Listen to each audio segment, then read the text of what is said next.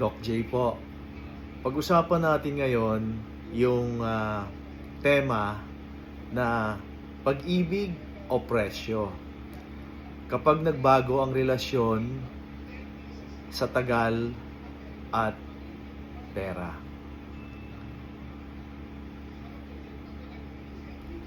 Real talk tayo na may kurot.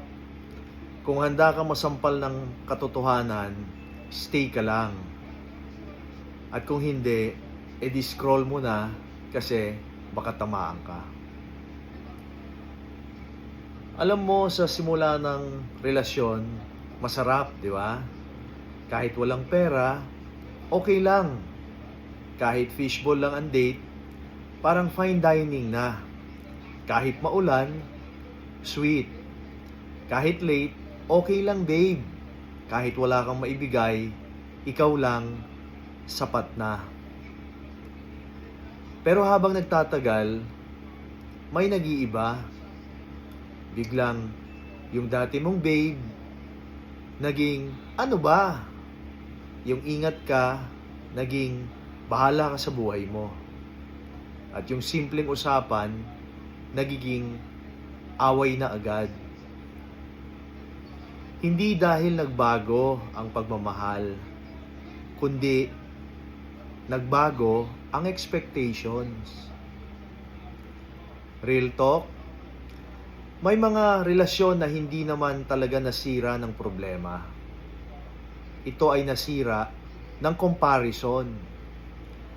Bakit si ganito may ganito? Bakit si ganyan may ganyan? Bakit ikaw wala?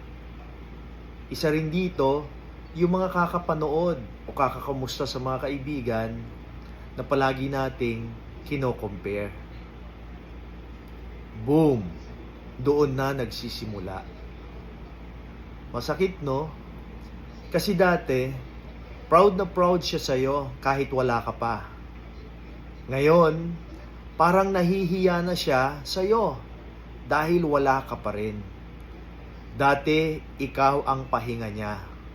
Ngayon, ikaw na ang stress niya. At sa mga taong biglang nagiging malamig, kapag walang pera ang partner, tanong ko lang, minahal mo ba talaga siya? O minahal mo lang siya kasi akala mo may mapapala ka? At para naman sa mga taong pinipilit pa rin, kahit ramdam nilang nagbabago na ang trato sa kanila, hindi ka naman ATM, hindi ka naman investment, at lalong hindi ka lang option kapag may pakinabang.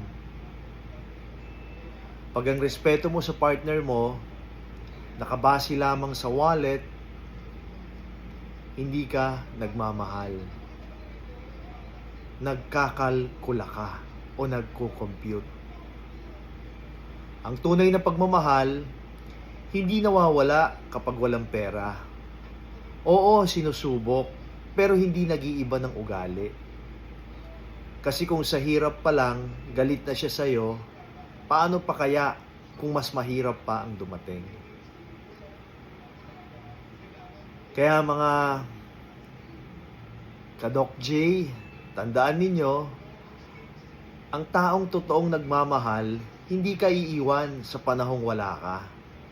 Sasamahan ka niya hanggang magkaroon ka. Kung hindi ganun ang trato sa'yo, baka hindi pagmamahal yan. Baka for convenience lang. Kung tinamaan ka, good. Ibig sabihin, gising ka na. Kung hindi, edi sana all. Don't forget to like, share, at mag-comment ng Real Talk kung gusto mo pa ng mga ganitong usapan. Maraming salamat, Doc J po.